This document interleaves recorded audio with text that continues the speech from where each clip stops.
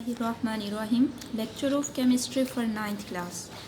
Today is our topic of discussion discovery of protons as well as discovery of neutrons. आज हम proton की दरियाफ्त और neutron की दरियाफ्त के बारे में पढ़ेंगे.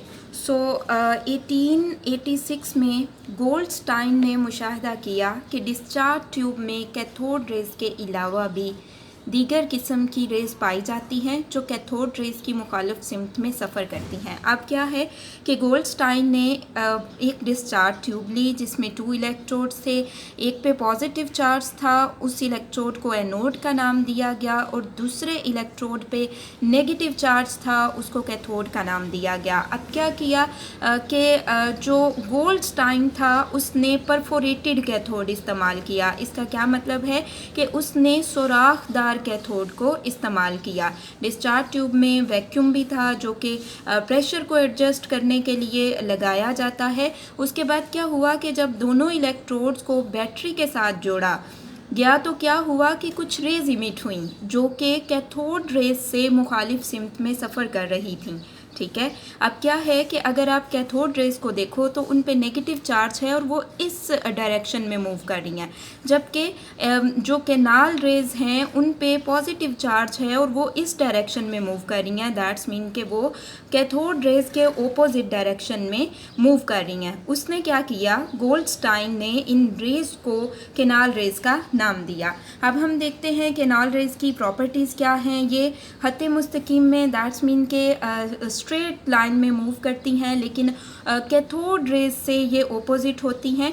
और अगर इन पे इलेक्ट्रिक फील्ड अप्लाई की जाए तो ये नेगेटिव प्लेट की तरफ झुकाव शो करती हैं, जिसका ये मतलब है कि इन पर पॉजिटिव चार्ज है. उसके बाद कैनाल रेज जो हैं वो डिस्चार्ज ट्यूब में जो गैस इस्तेमाल की जाती है उस पर डिपेंड करती हैं. यानी कि कैनाल रेज की नेचर डिस्चार्ज ट्यूब में इस्तेमाल होने वाली गैस पे डिपेंड करती है. उसके बाद अगर हम बात करें कि ये रेज़ किस तरह से बनती हैं, तो जब गैस डिस्चार्ज ट्यूब की अगर हम बात करें तो उसमें गैस के मॉलिक्यूल्स हैं. जब गैस के मॉलिक्यूल्स पर इलेक्ट्रॉन जो हैं उनके साथ स्ट्राइक करते हैं तो क्या होता है कि गैस के मॉलिक्यूल्स आयोनाइज हो जाते हैं वो और अपने इलेक्ट्रॉन लूज़ कर देते हैं, उन पर पॉजिटिव चार्ज आ जाता है. ठीक है. तो बेसिकली ये हमारे पास गैस डिस्चार्ज ट्यूब में मॉलिक्यूल्स होते हैं जिनके ऊपर पॉजिटिव चार्ज आता है जो कि कैथोड की तरफ मूव करते हैं क्योंकि इनके ऊपर पॉजिटिव चार्ज होता है. और अगर हम प्रोटॉन की बात करें तो इलेक्ट्रॉन की निस्बत इनका जो मैस है वो 1840 टाइम्स जो है वो ज़्यादा है. ठीक है. 1840 टाइम प्रोटॉन्स का मैस जो है वो इलेक्ट्रॉन की निस्बत ज़्यादा है. नेक्स्ट हम बात करते हैं न्यूट्रॉन की दरियाफ्त की. तो न्यूट्रॉन जो हैं इनके बारे में 1920 में रदरफोर्ड ने जो है वो प्रिडिक्शन की थी कि एटम के अंदर कोई थर्ड पार्टिकल भी मौजूद है जिस पर कोई चार्ज नहीं होता. किस तरह से, उसने ये कहा था कि अगर आप एग्जैक्ट मैस नंबर बताना चाहते हैं किसी भी एटम का तो उसके लिए एक थर्ड पार्टिकल भी है जो अभी तक डिस्कवर नहीं हो सका और जिसका मैस जो है वो प्रोटॉन के मैस के इक्वल है. अब क्या है कि 1932 में एक साइंसदान चैडविक ने न्यूट्रॉन दरियाफ्त कर लिए. किस तरह से, उसने क्या किया, उसने अल्फ़ा पार्टिकल्स को बेरिलियम के ऊपर बम्बार्ड करवाया. अल्फ़ा पार्टिकल्स को बेरिलियम के ऊपर बम्बार्ड करवाने से क्या हुआ कि एक तो कार्बन 12 आइसोटोप बना एंड सेकंड क्या हुआ कि न्यूट्रॉन जो हैं वो रिलीज़ हुए. ठीक है. कार्बन 12 आइसोटोप और साथ क्या हुआ, न्यूट्रॉन रिलीज़ हुए.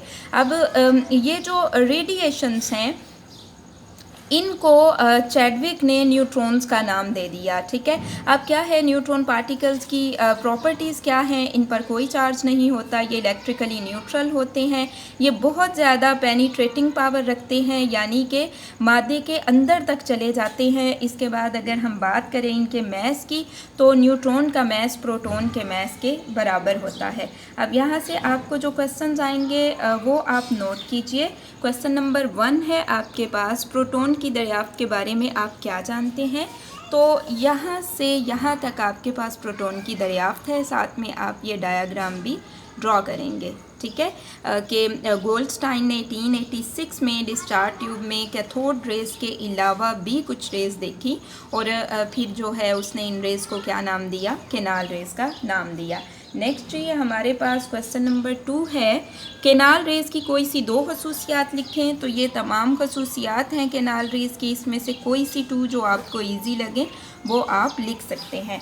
नेक्स्ट हमारे पास है क्वेश्चन नंबर 3, न्यूट्रॉन पार्टिकल्स की खसूसियात लिखें। तो ये आपके पास न्यूट्रॉन पार्टिकल्स की खसूसियात हैं कि न्यूट्रॉन जो हैं इन पर कोई चार्ज नहीं होता, ये इलेक्ट्रिकली न्यूट्रल होते हैं, बहुत ज़्यादा पेनिट्रेटिंग पावर होती है इनकी, और इन पार्टिकल का मैस जो है वो प्रोटॉन के मैस के बराबर होता है। ठीक है, सो ये आपके पास क्वेश्चन नंबर 3 का आंसर है।